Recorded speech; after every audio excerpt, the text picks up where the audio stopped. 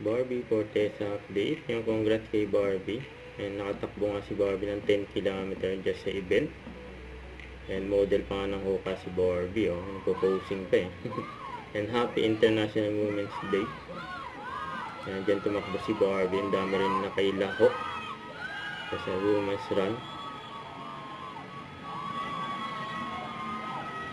Isa na si Barbie dyan sa mga tumakbo. Ginanap niya sa Pasay. Sa MOA.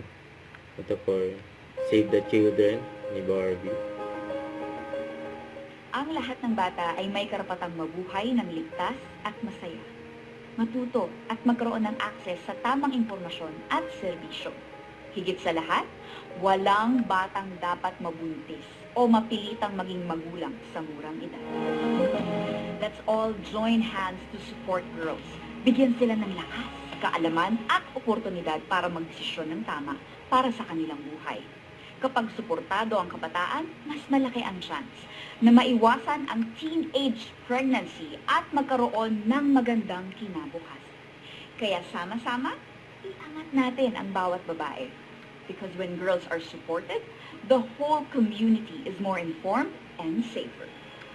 Yun no. Barbie Fortesa, Save the Children Ambassador. Yun no. Ito pa yung mga video ni Barbie mga nakarang araw sa pa-block screening ng Abinan ni Barbie.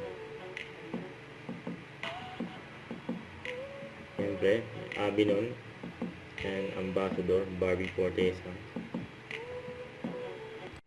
Don't forget to subscribe, click the notification bell for more updates. This is with Charlie Action Vlog. Stay tuned for more videos. See ya!